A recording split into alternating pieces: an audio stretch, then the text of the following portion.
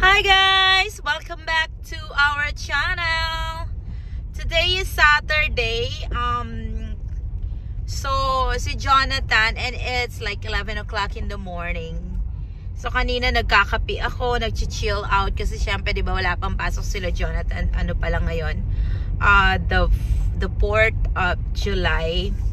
So tawag dito, ako nagkape na ako. Although hindi wala akong kinain pero nagkape na ako.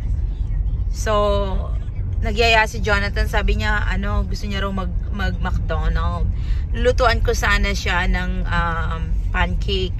Late na rin kasi siya nagising. So kaya sabi ko lutuan kita ng pancake. Sabi niya hindi pa daw siya nagugutom. So naggatas lang siya. Tapos gusto niya mag-McDonald's. Sabi ko that's fine. So dadaling ko siya ngayon sa McDonald's. It's 11 na. So tamang-tama, lunchtime na. So they serve lunch na. Jonathan as usual, all he wants is chicken nuggets there. At saka milkshake, vanilla milkshake. So that's what we're gonna get for him. And then since it's Saturday, may pasok si Habi. So supposed to be I will prepare his lunch for today. Kaya lang tinamad na ako kasi sobrang lamig today, guys. We're having a possible snow either tomorrow or Monday. So tinamad ako malamig. Sabi ng asawa ko, don't get up, don't worry about it. Sabi ko, it's okay, I will bring you lunch. Sabi ko later. Dalang ko na lang siya, nagawa ko na lang siya. I usually do that anyway. So sabi ko, gawan ko na lang siya ng lunch and then we'll bring it over there. So sabi niya, that's fine. And then yun nga, nagyaya si Jonathan sa McDonald's. So I was thinking, instead making lunch for my husband, I will just gonna pick up something at McDonald's and bring it over to. Sandali lang, guys. So nandito na kami ngayon sa McDonald's. Ayan yung number namin. Pakita ko. So nag-curbside na lang kami instead na pumasok sa loob kasi medyo malamig. Although sunny siya, pero malamig kasi siya So ayoko malamigan si Jonathan dahil nga medyo meron na siyang cold symptoms. May pasok na sila sa Monday, so I don't want that to trigger. So dito lang kami muna.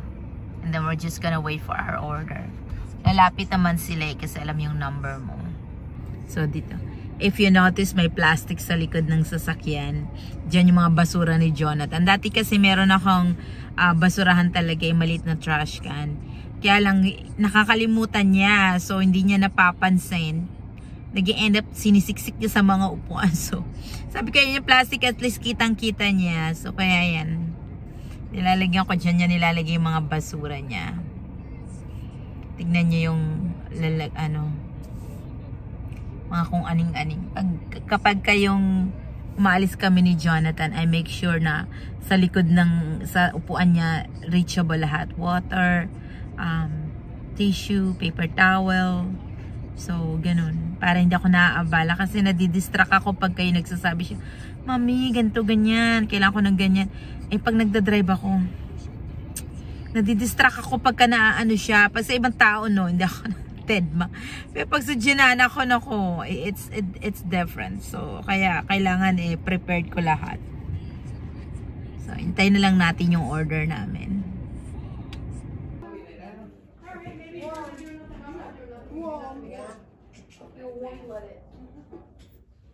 You're warm because you're wearing long sleeve and you're inside. But I'm cold-blooded.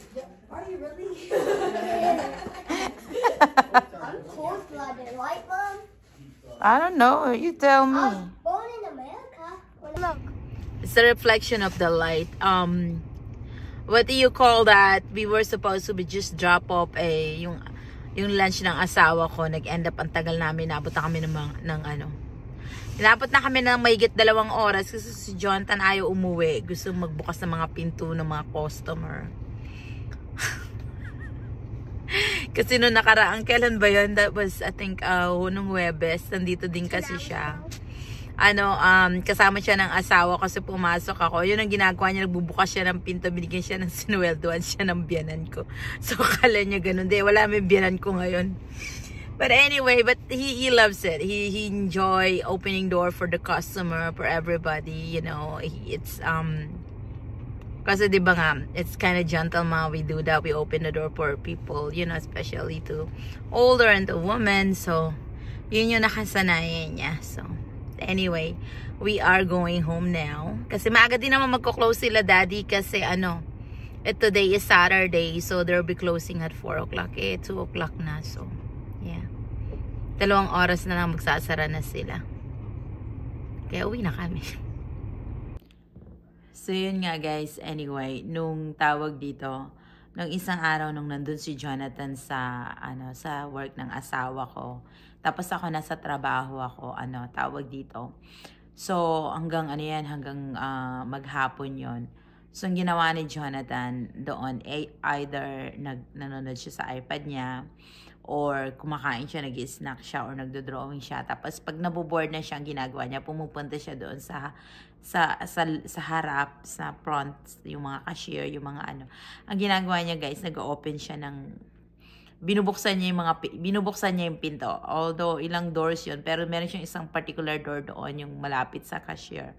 Ang ginagawa niya, pag may customer na pumapasok or lumalabas, binubuksan niya yung pinto para sa kanila.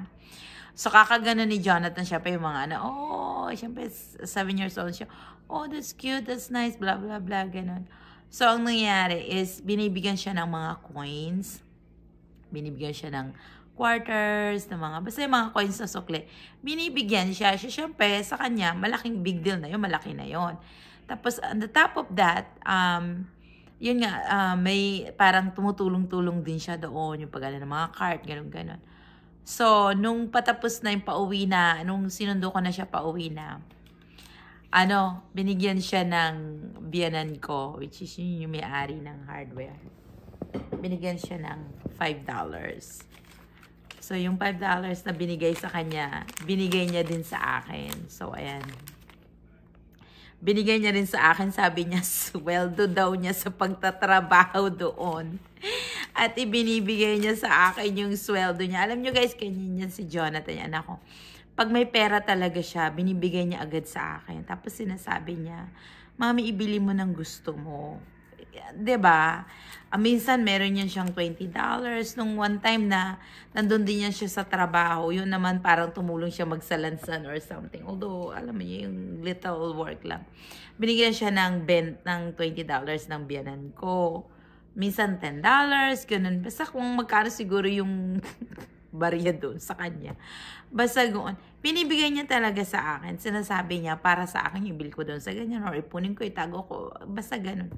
Siya talaga sa niya, binibigay niya sa akin. So, pero super proud talaga siya. Kasi sabi nga niya, sa niya daw to sweldo niya, salary daw niya.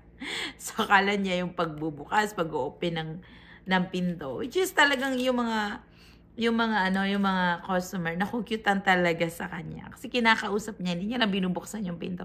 Chinichika din niya. So, nakakatuwa. So, ayan. O, diba? Proud na proud siya sa $5 niya, guys. May sweldo daw siya.